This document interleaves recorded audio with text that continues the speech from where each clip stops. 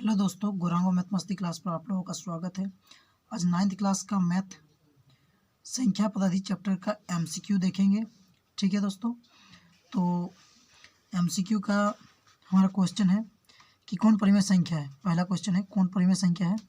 तो ऑप्शन है option 1 2 pi, option 2 2 minus root 5, option 3 2 root 7 by 7 root 7। ठीक है, और ऑप्शन चौथा है 1 बाई रूट 2। ठीक है, तो इसका सही आंसर हो जाएगा ऑप्शन 3, क्योंकि आप लोग जानते होंगे कि P बटा Q यहाँ लिखे हैं, P बटा Q के रूप में लिखा जा सकता है। परिमेय संख्या किसे कहते हैं? वैसी संख्या जो P बटा Q के रूप में लिखा जा सकता है और Q के बराबर 0 ना हो सके, ऐसी संख्या। तो पाई तो अपरिमित संख्या है, क्योंकि इसका मान नहीं निकाला जा सकता है, यानी कि ये भी नहीं होगा। ठीक है दोस्तों, इसके बाद ये भी नहीं हो सकता क्योंकि इसमें अंडर रूट में है और इसका करेक्ट मान नहीं निकाला जा सकता है, तो ये भी नहीं होगा।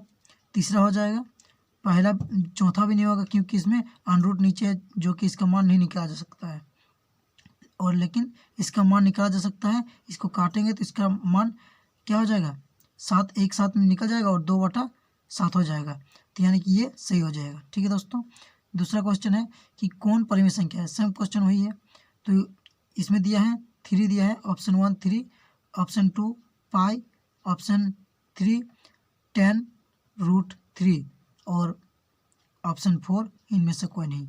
तो इसका आंसर हो जाएगा ऑप्शन 1 3, क्योंकि इसे P बटा Q के रूप में लिख सकते हैं। ठीक है दोस्तों, तीसरा क्वेश्चन है कौन परिमेय संख्या है, वही क्वेश्चन।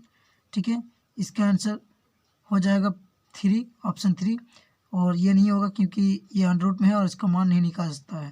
इसका मान निकालेंगे तो कुछ डॉट डॉट में आएगा, और दूसरा ऑप्शन का भी नहीं होगा क्योंकि इसका भी मान निकालेंगे तो वही होगा, और चौथा का भी वही आएगा उसी तरह से डॉट डॉट में। लेकिन चौथा का निकालेंगे तो 4 का रूट निकालेंगे 2 आ जाएगा। ठीक है दोस्तों, तो यानी कि इसका मान निकाला जा सकता है।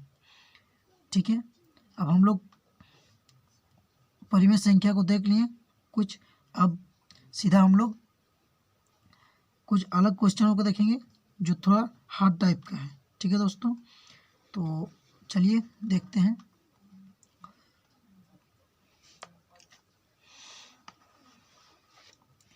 इसे आप देख सकते हैं कि जो है निम्न में से कौन 3/5 और 4/5 के बीच परिमेय संख्या है। तो कौन परिमेय संख्या हो जाएगा, 4/7 ये 4/10। ठीक है दोस्तों, क्योंकि आप इसका जब निकालेंगे तो इसका 2 तरीका होता है निकालने का। ठीक है दोस्तों, पहले हम लोग लॉन्ग क्वेश्चन में निकाल के दिखाए थे, तो इसको हम लोग अगले वीडियो में दिखा देंगे इसको निकाल के। जैसे ये क्वेश्चन एक है, निम्न में से कौन परिमेय संख्या है। ठीक है दोस्तों, इसका आंसर ऑप्शन यहाँ पर गलत दिया है, यहाँ होता है 5/2। नहीं, ठीक है, ये हो जाएगा इसका आंसर। कैसे हो जाएगा, अब देखिए यहाँ आप लोगों को दिखा रहे हैं हम, यहाँ इस जगह में क्वेश्चन 7 का है ना, क्वेश्चन 7 है ये। ठीक है, तो क्वेश्चन था ये क्वेश्चन 2 और 3 के बीच स्थित परिमेय संख्या, तो यानी कि 2 और 3 के बीच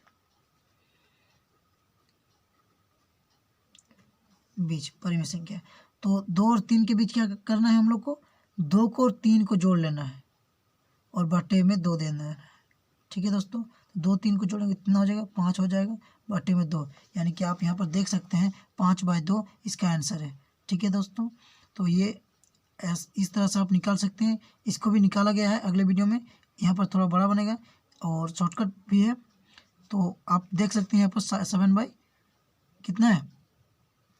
यहाँ पर ऐसे भी आप निकाल सकते हैं, जैसे 3 है और 4 है, 3 4 को जोड़ेंगे कितना हो जाएगा, 3 और 4 को 7 और 5 5 10, तो 7/10। ठीक है दोस्तों, इसके बाद आप नीचे आ जाइए, नहीं समझ में आ रहा है तो यहाँ पर हम क्वेश्चन 6 का लिख दे रहे हैं। जैसे कितना है, 3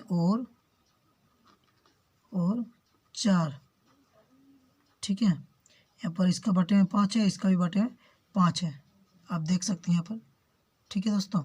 इसके बाद इसको क्या करना है, और मतलब जोड़ होता है, 3 जोड़ 4 और 5 जोड़ 5, यानी कि 3 7 और 5 5 10, तो यही होगा इसका आंसर, ठीक है। इसके बाद हम लोग अगले क्वेश्चन को देखते हैं। आगे क्वेश्चन क्या कहता है कि दो पूर्णांकों का गुणनफल हमेशा होता है। दो पूर्णांकों का गुणनफल हमेशा पूर्णांक संख्या होता है, यानी कि पूर्णांक संख्या यदि रहे तो उसका दो पूर्णांक का गुणनफल या 4 पूर्णांक का गुणनफल हो, क्या होगा, इसका पूर्णांक संख्या ही आएगा, ठीक है। अगला क्वेश्चन देखते हैं। दो परिमेय संख्याओं का गुणनफल हमेशा होता है। दो परिमेय संख्या, तो दो परिमेय संख्या का क्या होगा, परिमेय ही होगा, ठीक है दोस्तों। ये भी ऑप्शन 2 हो जाएगा।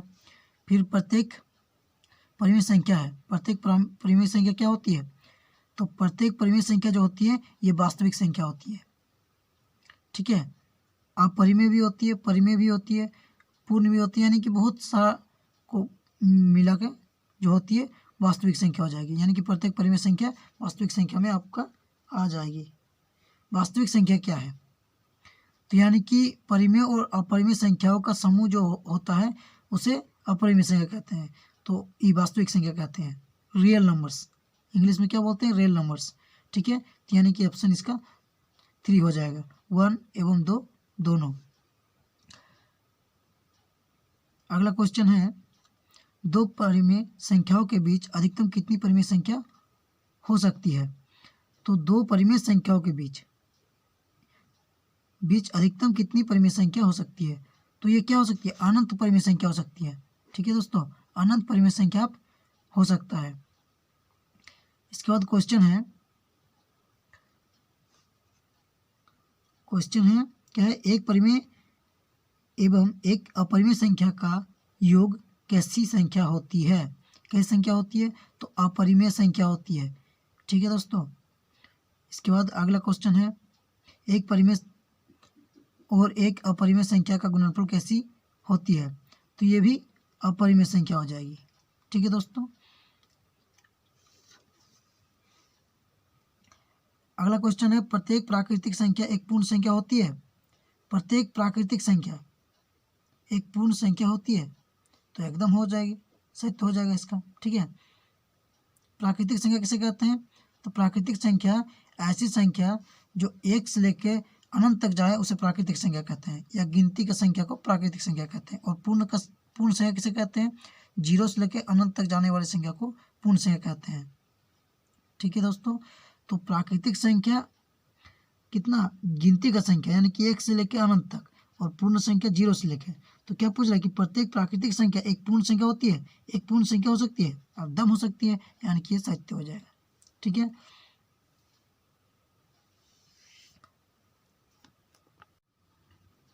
प्रत्येक परिमेय संख्या एक पूर्ण संख्या होती है, प्रत्येक परिमेय संख्या एक पूर्ण संख्या होती है, नहीं ये नहीं हो सकता, यानी कि ये असत्य हो जाएगा, ऑप्शन 2, ठीक है। फिर दिया है प्रत्येक पूर्णांक एक परिमेय संख्या होती है, पूर्णांक, ठीक है, हाँ पूर्णांक हो सकती है, पूर्णांक एक परिमेय संख्या हो सकती है, ठीक है। कौन अभाज्य संख्या है, देखिए अभाज्य संख्या किसे कहते हैं, ऐसी संख्या जो एक और स्वयं से विभाजित हो उसे अभाज्य संख्या कहते हैं, यानी कि 2 हो जाएगा, 2 क्या, 1 से और 2 से ही क्या होगा, ये विभाजित होगा, और इसके अलावा किससे नहीं विभाजित होगा, यानी कि ये ऑप्शन ए सही हो जाएगा, ठीक है। सबसे छोटी अभाज्य संख्या है, सबसे छोटी अभाज्य संख्या क्या है, 2, ठीक है, ये आप लोग याद रखेंगे, ये बहुत ही इंपॉर्टेंट प्रश्न है। इसके बाद अगला क्वेश्चन है, कौन अभाज्य संख्या है, कौन अभाज्य संख्या है, तो ये हो जाएगा 11, क्योंकि 11 जो है, अब देखिए ऑप्शन ए में 8 है, ऑप्शन 2 में 9 है, ऑप्शन 3 में 11 है, ऑप्शन 3 में 15 है, तो 8 तो 2 से भी विभाजित हो जाएगा, इसलिए ये भी नहीं होगा। 9 3 से भी होगा, इसलिए ये भी नहीं होगा। 11 ना 3 से होगा, ना 2 से होगा, और ना ही 5 से होगा, तो यही इसका सही आंसर हो जाएगा। 15 भी 5 से हो जाएगा, 3 से हो जाएगा, यानी कि ये गलत हो जाएगा। तो ये ऑप्शन 3 इसका सही हो जाएगा। फिर है कौन अवैध संख्या है, सम क्वेश्चन। तो आप लोगों को परिभाषित हम बता दिए हैं, और इसका परिभाषा आप लोग को जानना है अच्छी तरह से, तो अगले वीडियो मेरा परिचय वाला वीडियो है संख्या पद्धति का, आप लोग नहीं देखे हैं तो मेरे चैनल के डिस्क्रिप्शन में मिल जाएगा, आप लोग देख सकते हैं। अगला क्वेश्चन है कौन अवैध संख्या है, तो अवैध संख्या ये भी कितना हो जाएगा, 23 हो जाएगा, यानी कि 23 भी अपना आप से और एक से विभाजित होता है, ठीक है। इसके बाद अगला क्वेश्चन है कौन अवैध संख्या है, फिर वही क्वेश्चन, इसी क्वेश्चन को फिर 11 हो जाएगा ये भी, क्योंकि 10 भी नहीं होगा, 21 भी नहीं होगा, 21 भी 3 से विभाजित होता है, 35 भी होता है, लेकिन ये 11 नहीं होता है, तो 11 हो जाएगा। कौन अवैध संख्या है, तो 28 भी विभाजित होता है, यानी कि ये भी आपका भाज्य संख्या में आ गया, ठीक है। और ये 69 भी भाज्य होता है इसका भी, और 71 हो जाएगा, क्योंकि 71 का कोई भाज्य नहीं होता है, यह स्वयं से और 1 से विभाजित होता है, ठीक है। और 63 भी विभाजित हो जाएगा। सबसे छोटी भाज्य संख्या, सबसे छोटी भाज्य संख्या यदि पूछा जाए तो 4 होता है। ये भी बहुत VVI प्रश्न है, वेरी वेरी इंपॉर्टेंट प्रश्न, इसको आप लोग याद रखेंगे भी, ठीक है दोस्तों। अगला एक क्वेश्चन है, ये क्वेश्चन देख रहे होंगे कि 3 + √3 ब्रैकेट 3 - √3 का मान होगा। इसका मान हम लोग निकालेंगे, तो इसका मान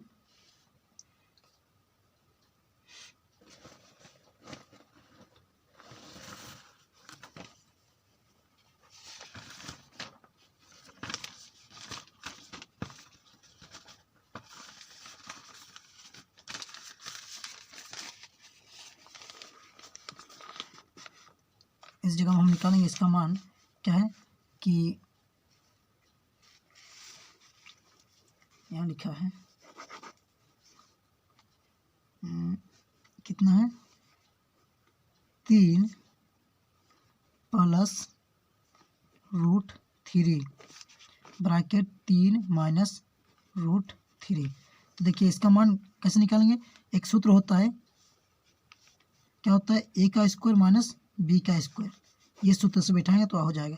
तो a का स्क्वायर, ठीक है, माइनस √3 का स्क्वायर, तो 3 3 9 माइनस रूट से रूट कट, स्क्वायर से रूट कटा तो बचा 3, यानी कि 6, ठीक है। तो 6 इसमें कहाँ है, तो ऑप्शन 2 में है, तो ये सही हो जाएगा, ठीक है दोस्तों। तो वीडियो अच्छा लगा हो तो लाइक सब्सक्राइब जरूर करेंगे। थैंक यू, आज के लिए इतना ही।